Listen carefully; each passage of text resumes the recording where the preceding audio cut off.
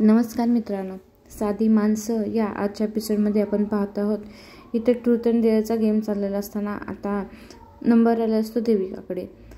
तर देविकाला आता विचारत असते रिया, मग देविका काय करणार आहे ट्रूथ अँड डेअर. त्यामध्ये देविका मात्र विचारामध्ये असते, काय सांगू तिला अजूनही कळालं नसतं. त्यावरती देविका बोलते ट्रूथ सांगणार म्हणून. त्यावरती मात्र सगळे तिच्याकडे पाहतच राहिले असणार. हे कितपत खरं बोलते हे सगळ्यांनाच माहीत आहे, कारण की ते कधीच खरं बोलत नाही. घरातले सगळ्यांना माहीत होतं. आता मी ट्रूथ सांगणार म्हणजे नक्की काय सांगणार हे मात्र तिच्याकडे सगळे पाहत होते. त्यानंतर आपण पाहतो काय यावर आता रिया विचारणार आहे. बरं ठीक आहे, मग आता आपण ठरवूया की आता देविकाला विचारणार कोण, ट्रूथ हे विचारणार कोण. त्यानंतर रिया म्हणते मीराविनी तू विचार देविकाला, तुला काय विचारायचं असेल ते तू विचार मीराला. असं बोलल्यानंतर मात्र मीरा बोलते बरं ठीक आहे मी विचारते देविकाला. त्यावरती आता पंकजचा चेहरा तर नक्कीच पाडलेला असतो, कारण की मीरा विचारणार म्हणजे आता काय तर गडबड घोटाळा होणार हे त्याला माहीत होतं. त्यानंतर मीरा थोडासा विचार करते आणि बोलते देविका मला एक सांग, तू शेवटचं कधी खोटं बोलली होतीस. आता हिचा प्रश्न ऐकून मात्र आपली हुशार मीराने इतका छान प्रश्न विचारला होता की देविकाची आता पळताभुई झाली होती, कारण की ते असंच काय तर विचारणार तिला चांगलं माहीत होतं. तर त्यावरती पंकज बोलतो अगं धूमकेतू प्रश्न चुकीचा विचारते असतो. किती वेळापूर्वी नाही म्हणायचं, किती मिनिटापूर्वी खोटं बोलली होतीस आणि काय खोटं बोलली होतीस असं विचार. हा प्रश्न बरोबर आहे. त्यावरती आता आपला सत्या म्हणत असतो सांग बघू तू देविका, किती मिनिटापूर्वी तू खोटं बोलली होतीस आणि काय खोटं बोलली होतीस. आता त्याचा प्रश्न ऐकून मात्र देविका शांत बसल्यानंतर ना सगळी बोलत असतात. बोल ना देविका. त्यावरती आपली हे म्हणत असते सासू निरोपा. देविका काय झाले बोल, काय झाले, कधी खोटं बोलतीस, काय खोटं बोलली होती. त्यावरती मात्र आता देविका सगळं सावरून घेण्याचा प्रयत्न करते आणि बोलते कसं असतं ना, माणूस परिस्थितीनुसार खोटं बोलत असतो. त्या बरोबर असेल तर खोटं असलं तर खरं असतं आणि खरं असलं तर ते खोटं असतं. आता तिचं हा इनडायरेक्टली बोलणं हे कोणालाच पटलं नव्हतं. तर यावरती बाबा बोलतात काय म्हणायचं देविका, नीट सांगा मला समजेल असं. तर यावरती आता रियाने तोंड वाकडं केलेलं असतं. बापरे काय कसं सांगत आहे हे, नक्की काहीला म्हणायचं आहे काय समजलं नाही. तर यावरती देविका म्हणत असते हे सगळं ह्यांनाही माहीत आहे. पंकजचं नाव घेतल्यानंतर पंकज म्हणतो मला काही माहीत नाही बरं काही, मला काही हिचं माहीत नाही. त्यावरती देविका म्हणते नीट ऐकून तर घे ना मला काय म्हणायचं. तर इकडे आपला सत्या म्हणत असतो अगं देविका तुला विचारले काय आणि तू सांगतेस काय, तुला नीट प्रश्न विचारला नाही, किती वेळापूर्वी खोटं बोलली होतीस, काय खोटं बोलली होतीस ते सांग. तर यावरती देविका म्हणते मगाशी आपण गेममध्ये खेळत असताना मी म्हणलं ना आपल्याला चाललं होतं पंकजला 20 पुशअप दिले होते. मी काय म्हणलं होतं हे पंकज 20 काय 40 सुद्धा पुशअप मार, हे खोटं बोलले ना मी. तसं बघायला गेलं तर पंकजला काही पुशअप मारता येत नाही ते आपल्याला माहीत आहे. आता हिच्या उत्तरावरती मात्र सगळे शॉक झाले होते, कारण की देविका एवढी हुशार आहे की ती किती मिनिटापूर्वी काय खोटं बोललं होतं हे खरं तिनं सांगितलं, आणि असं खरं सांगितलं की ज्यामध्ये तिला कोण काही बोलवू शकत नाही. परिस्थितीनुसार मला खोटं बोलावं लागलं हे तिनं दाखवून दिलं. मात्र मग तिच्या ह्या बोलण्यामुळे सगळे हे झाले होते, कारण की आधीच निरोपा बोलली होती तोंडाकडं करून काय खरं काय खोटं असं बोलली होती ते सांग पटकन. पण तिनं खूप छान पद्धतीनं सगळ्यांना फिरवलं आणि असं उत्तर दिलं की ज्यामध्ये कोणच तिला काही बोलणार नाही खोटं बोललं म्हणून. आता तिच्या मात्र ह्या बोलण्यामुळे ना सगळे बंद झाले होते तोंड, कारण की तिला म्हणण्यासारखंच नाही राहिलं नव्हतं की काय खोटं बोलले होते. आणि हे सगळं ऐकून मात्र सगळे हसायला लागले होते. रवी हसायला लागला होता. बापरे म्हणजे काय देविका उत्तर दिलं, भारी दिलं ना उत्तर. आणि सगळ्यांना हसू आलं होतं, कारण की सगळे ती बोलली होती ना की पंकज ना मी 20 काय 40 पुशअप काढेल पण तो 4ही काढू शकला नाही. यावरती मात्र पंकजसाठी सगळे हसत होते, बाबाही हसत होते. त्यानंतर आता परत बाटली फिरवायचा गेम चालू झालेला असतो आणि आता आलेला असतो नंबर आपल्या सत्याचा. त्यावरती रिया बोलते अरे वा छान, द ग्रेट सत्यदादाचा नंबर आलेला आहे. आता चल सत्यदादा तू सांग तू काय करणार आहेस. आता सत्याकडे बाटली आल्यानंतर सत्या बोलतो अरे काय विषय आहे का सांगा बघू, मी कोण माहिती आहे ना, माझं नाव काय माहिती आहे ना तुम्हाला, माझं नाव आहे सत्या हां ना. आता सत्याची सत्यागिरी सांगणार, मी ट्रूथच सांगणार, मी सत्यच बोलणार असं सत्या मस्तपैकी छान मूडमध्ये ते बोलत असतो की सत्या काय सत्यागिरीचं सांगणार ना. त्यावरती मात्र ते ऐकून मात्र रवी बघत असं म्हणतात, वा खरंच आहे तसं दादा म्हणाल ते खरंच असतं, खरं तो कधीही खोटं बोलत नाही. त्यानंतर त्याच्याविषयी छानपैकी बघून हसत असतो. तर त्यावरती सत्या बोलणार, बस चला विचारा, काय तुम्हाला विचारायचं आहे ते प्रश्न तुम्ही विचारा. तर इकडे वाटतं रिया म्हणत असते, हे बघ सत्या दादा, ट्रूथ म्हणजे काय तुला सांगू का, सगळं खरं खरं सांगायचं बरं का. म्हणजे एखादी गोष्ट तुझ्या मनाला लागून गेली होती, त्या गोष्टीची तुला खंत होती, मनाला सळ होती, ती गोष्ट तू सगळ्यांसमोर सांगायची. जे तुला गोष्टीचं वाईट वाटलं होतं, जी गोष्ट तुझ्या मनामध्ये अजूनपर्यंत सल खात आहे, त्या गोष्टीबद्दल सांगायचं.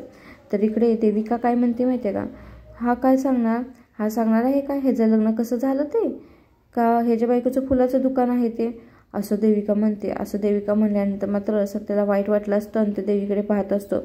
तर यावरती पंकज बोलतो, एक काय का असं ना, खरं खरं सांगायचं बरं का, सत्याकडे खरंच सांगणार आहे. असं म्हटल्यानंतर इकडे निरोपा मूर्ख सारखं बोलत असते, म्हणते हा काय सांगणार आहे, ह्याला काय मन आहे वे, काय बोलणार आहे मनातलं, मंत्र आहे का ह्याला, असं म्हणत असते.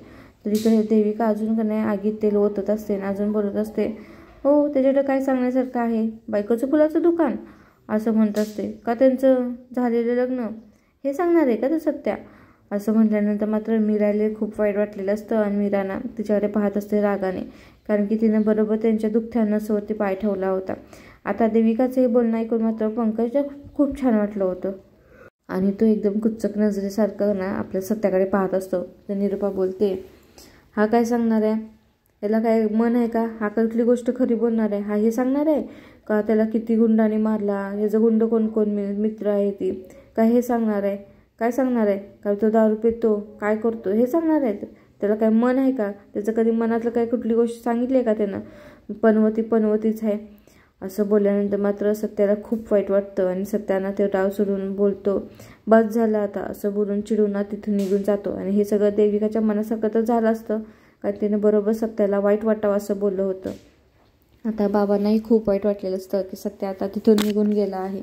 असं डाव चालू असताना सत्या तिथून निघून गेल्यानंतर बाबा बोलतात निरोपाला, काय गं निरोपा, काय गरज होती तुला त्याला असं बोलायची, चांगला खेळ चालला होता ना. त्यावरती निरोपा बोलते, का त्यात काय मी बोलली, त्याला राग आला तो तिथून निघून गेला, पनवतेच आहे तो, काय गरज होती जायची, एवढा कशाला राग येतो त्याला, बघल तर काय झालं की उठायचं ना आतमध्ये रडत जायचं आणि त्याला काय आम्ही करायचं, त्याला म्हणलं होतं उठून रागाने निघून जाऊन खेळ मोडू म्हणून, त्यानेच मोडला ना खेळ, अशी म्हणत असते. आणि ते बाबांना अजिबात आवडले नसतं. आणि इकडे निरोपा म्हणत असते, काय त्याला मन आहे का काय, हे गेला रडतात, चालू तिकडं काय करायचं आहे त्याला, गेला म्हणून आतमध्ये, असं सत्याला काही पण बोलत असते. मात्र इकडे बाबांना खूप वाईट वाटलेलं असतं की आता सत्याला कितीही बोलत आहे तो आता आतमध्ये जाऊन काय करणार आहे काय माहिती. तेवढ्यातच आता मीरा पाठीमागून सत्याच्या गेलेली असते आतमध्ये, कारण की सत्या रागामध्ये आतमध्ये गेलेला असतो. आणि पाहते तर काय आतलं टेबलवरचं सगळं सामान तो फेकून देत असतो आणि खूप चिडलेला असतो. तर त्यावरती मीराजवळ येते. मीरा बोलते, अहो काय झाले तुम्हाला, एवढी काय चिडचिड करताय. तर यावरती सत्या बोलतो, का चिडायला नाही पाहिजे होतं का मी, शांत बसायला पाहिजे होतं का मी, बाहेर जी ती बाई बोलली त्या माझ्या वडिलाची बायको जी बोलत होती ती बरोबर होती का, तिनं मला जो त्रास दिला ते सगळं बरोबर होतं का. तर यावरती मीरा बोलत असते, अहो काय झालं आहे, एवढं कशाचं तुम्हाला वाईट वाटलं आहे. आता मात्र सत्या त्याचं सगळं मनामधलं बोलत असतो, म्हणत असतो, लहानपणापासून मी आईच्या प्रेमासाठी आसुसलेलं आहे, लहानपणापासून ते सारखे पंकज पंकज पंकज, तिनं मला कधी विचारलंही नाही. तिला बरं वाटावं म्हणून मी शाळेत येऊन तिच्यासमोर अभ्यास करत बसायचं, पण तिनं कधी ते बघितलं पण नाही. ती बाजारात आलं की हातातनं पिशव्या काढून घ्यायच्या की ती दमली असेल म्हणून, तरी तिला कधी काय वाटलं नाही. एकदा मी काय केलं, तिला बरं खोबऱ्याच्या वड्या आवडतात म्हणून बाजारातून खोबऱ्याच्या वड्या घेऊन आलो आणि त्या वड्या तिनं मी आणल्यात म्हणून खाल्ल्यासुद्धा नाही त्या. का असं तिनं असं केलं माझ्यासाठी, का अशी माझ्याबरोबर ती वागली पहिल्यापासून, मी पण तिचा मुलगाच आहे ना. मग तिला पंकज पंकज सगळं पंकज दिसत होता. पंकजच्या वाटणीचे माया प्रेम ती पंकजला देत होतीच, पण माझ्या वाटणीचं माया प्रेम पण ती पंकजला देत होती. का तिला मी कधी दिसलो नाही का, तिला वाटलं नाही का की आपला मुलगा आहे ह्याच्यावर पण आपण प्रेम करावं. माझ्या बाबतीतच असं का होतंय, माझ्या बाबतीतच असं का झालेलं आहे, मला आईचं प्रेम का मिळालं नाही, असं मात्र आता सत्या सगळं मनातलं सांगत असतो. लहानपणापासून सगळ्या घडलेल्या गोष्टी तो सांगत होता. बोलतो, प्रत्येक वेळी काय असेल ते पंकज पंकज पंकज, मला कधी तिनं विचारलं नाही.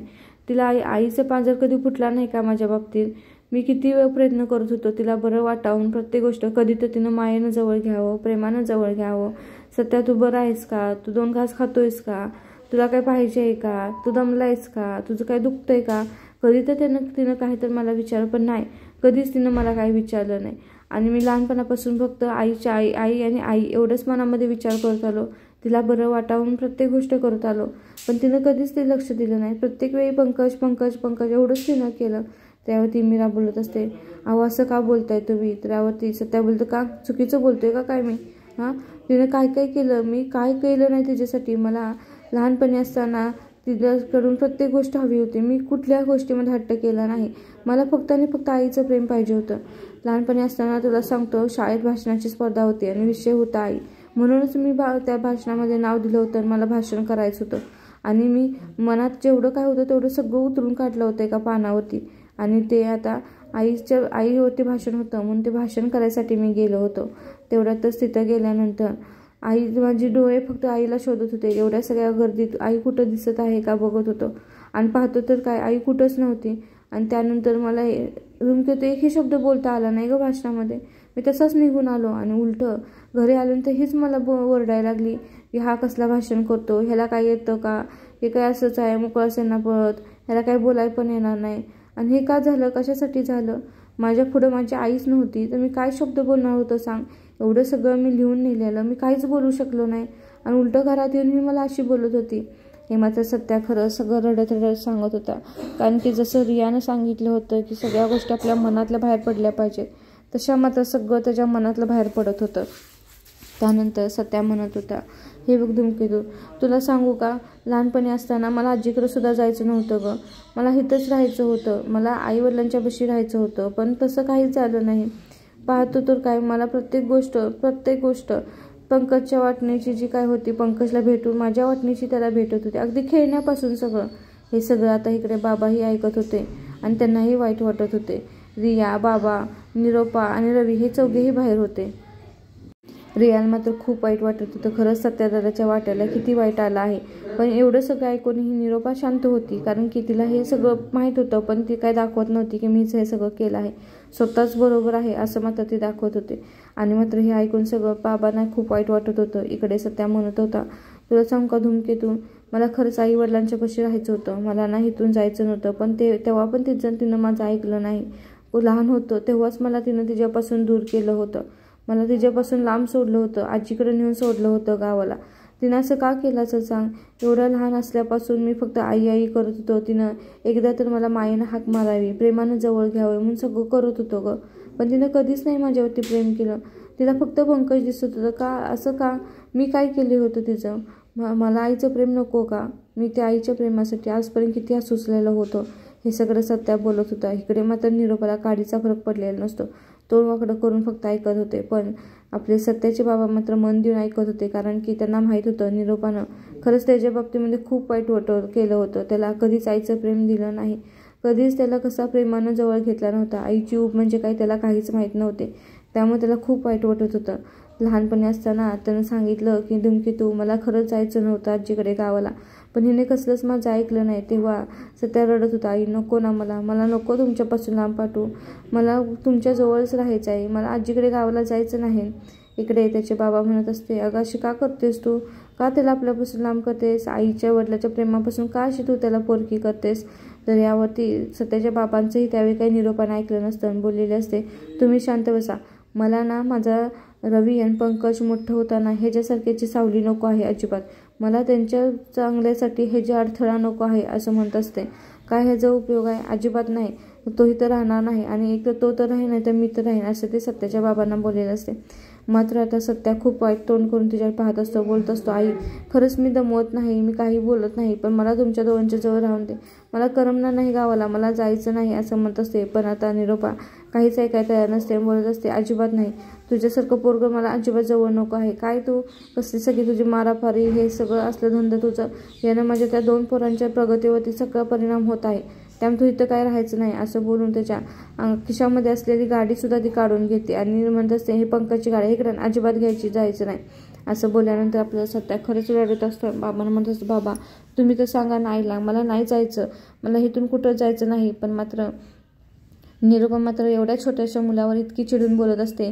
त्याला दाखवत असते की तू इथं जवळ राहिल्यानंतर त्या 2 मुलांच्यावर काय परिणाम होईल. आणि ती गाडी ठेवण्यासाठी जेव्हा जाते मात्र तेव्हा सत्या वडिलांना मिठी मारून रडत असतो. म्हणत असतो, बाबा तुम्ही सांगा ना आईला, मला खरंच जायचं नाही. मी माझ्या वाटणीची सगळी खेळणं पंकजला देऊन टाकतो. मला काय सुद्धा नको आहे. मला फक्त तुम्ही दोघं पाहिजे आहे. मला तुम्ही दोघं जवळ पाहिजे आहेत. तर यावरती सत्याचे बाबा त्याला मिठी मारून म्हणत असतात, बाळा तुझ्या आईच्या हट्टापुढे माझं काहीच चालत नाही रे, माझं काहीसुद्धा चालणार नाही असं बोलून बाबा त्याला म्हणत असतात. मात्र सत्या वडिलांना मिठी मारून खूप रडत असतो, कारण की त्याला आई वडिलांना सोडून आता कुठंही जायचं नसतं. तेवढ्यातच निरोपा परत डबल येते आणि बोलते, झाली तुझी बॅग पण, चल परदेशी उठ, वाटेल लाग असं म्हणत असते. तर यावरती सत्या बोलत असतो, आई नको ना, मला नाही जायचं इथून तुमच्यापासून लांब, खरंच नको नाही जायचं. वाटलं तर तू माझ्या वाटणी सगळी नाही पंकजला दे, मी काहीसुद्धा म्हणणार नाही. मी तुझं सगळी मदत करू लागेन, तू पाहिजे ते करशील, पाहिजे ते म्हणशील ते सगळं मी करीन, पण मला तुमच्यापासून लांब करू नको नाही. पण मात्र निरोपानं काहीच ऐकलं नसतं. नाही बोललेले असते, मी बॅग घेऊन खाली जाते, परदेशी खाली. मात्र सत्या तेव्हापासून आईच्या प्रेमाला दुखावला होता आणि तो बोलत होता, मी किती लहानपणापासून माझ्या आईच्या प्रेमाला दुखवलं होतं. मला असं वाटायचं का माझी आई मला सोडून गेली, का ती माझ्या जवळ नाही, का ती मला जवळ घेत नाही.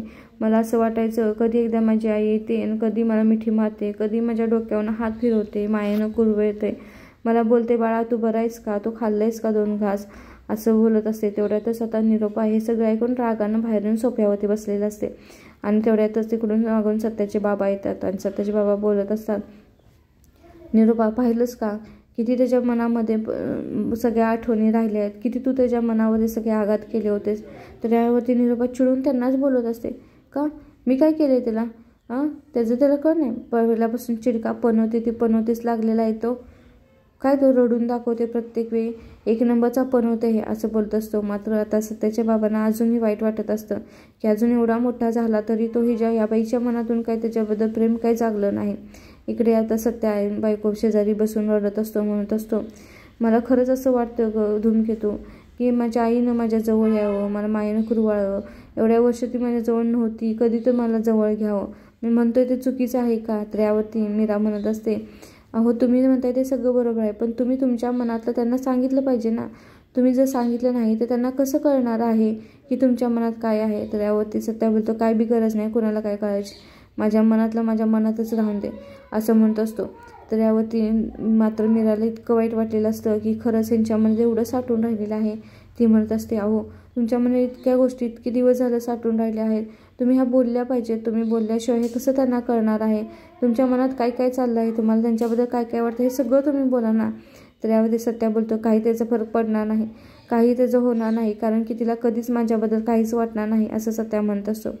इकडे बाहेर या दोघांना खूप वाईट वाटलेलं असतं, कारण की खरंच सत्याच्या बाबतीमध्ये खूप वाईट केलेलं असतं. आणि इकडे सत्या धूमकेतूला म्हणत असतो, मी ना आईच्या प्रेमासाठी आसुसलेलो होतो आणि आसुसले राहणार आहे, मला आता चांगलंच कळालं आहे की मी कधीच आईचं प्रेम मिळवू शकत नाही. तर यावरती मीरा म्हणत असते, बास झाला आता, तुम्ही शांत व्हा. तर सत्या म्हणतो, जेव्हापासून मला कळालं ना की आईचं प्रेम मला कधीच मिळणार नाही, तेव्हापासून मी शांतच आहे ग. मी कुठं कुणाला काय म्हणतोय, माझ्या गोष्टी मनातच साठवून ठेवल्यात नाही, मी कधीही बाहेर काढले नाहीत, कधीही बोललेलं नाही की मला आईच्या प्रेमाबद्दल काय वाटतं ते. आज हा विषय निघाला, हे सगळं निघालं म्हणूनच मी माझ्या मनातलं बोललो, पण मी शांतच आहे ग. मला माहीत आहे आत्तापर्यंत मला आईचं प्रेम मिळालं नाही आणि कधी इथून पुढेही कधी मिळणार नाही असं म्हणत असते. इकडे मात्र मीरा खरंच सत्याला समजत असते, अहो तुम्ही शांत बसा, तुम्ही असं रडू नका, खरंच तुम्ही एकदा प्रयत्न करून तर बघा, एकदा म्हणून बघा, त्याचा काय परिणाम होतो ते तर पहा. मला तर वाटतं तुम्ही तुमच्या मनात एकदा बोललं ना त्यांना की खरंच त्यांना सगळ्या गोष्टी समजतील असं म्हणत असते. पण आता हे सगळं ऐकायला, तो आता जे मागून बोलला ते सगळं ऐकायला निरोपा तर इथं नसतेच ना, कारण की ती आधीच निघून गेली होती. जेव्हा निरोपा त्याच्याशी कशी वागली हे सांगत होते तेवढंच तिनं ऐकलं होतं. तर सत्या बोलतो, मला काय बी कुणाला सांगायचं नाही, मला काय बी कुणाला सांगायची गरज पण नाही, जे काय असेल ते माझं मला चांगलं माहीत आहे. तर यावरती मीरा बोलतेच ते, अहो असं काय करताय तुम्ही, बोला ना, तुम्हाला सांगते. तर यावरती सत्या बोलतो, मला भाडं आहे, मी जातोय आता, मला काय बोलायचं नाही. आणि सत्या जेव्हा बाहेर येतो तेव्हा पाहतो काय की दारामध्ये हे दोघे उभे होते आणि ते दोघेही सत्याकडे पाहत होते आणि सत्याही त्यांच्याकडे पाहत होता.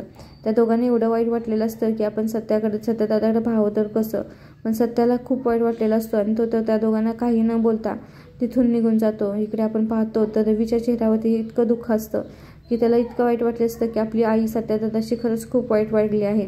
मीराला तर इतकं वाईट वाटलं असतं की आपल्या नवऱ्याला खरंच जवळचं प्रेम, आईचं प्रेम कधीच भेटलं नाही का, आईची माया कधीच भेटली नाही. आणि रिया तर पाहतच राहिलेली असते की खरंच एवढा चांगला सत्या दादा असताना आई त्याच्याशी का वागत असतील. त्यानंतर आपण उद्याच्या भागामध्ये पाहतो काय की सत्याने आज मीरासाठी छान ना गाजरचा हलवा आणलेला असतो आणि त्यानंतर तो बोलत असतो की प्लेटमध्ये काढून रूममध्ये घेऊन ये आणि तिनं टेबलवरती ठेवलेलं असताना मात्र आता देविका आणि निरोप आलेला असतात आणि त्यांनी कसलाही विचार न करता तो आता हलवा खायला घेतलेला असतो. आता आपण उद्याच्या भागामध्ये पाहणार आहोत की आता जेव्हा सत्या पाठीमागे येतो आणि बोलतो अगं झालं का नाही धूमकेतू चल की रूममध्ये, आणि तो इकडे पाहतो तर काय ह्या दोघी तर हलवा खात बसल्या होत्या. आता आपण नक्कीच उद्याच्या भागामध्ये पाहू की सत्याला काय वाटलं असेल, सत्याने ह्या दोघांसाठी आणलेला हलवा ह्या दोघींनी खाल्ला आहे. त्यासाठी नक्कीच आपल्याला उद्याचा एपिसोड पाहावा लागणार आहे. हा एपिसोड इथं संपतो.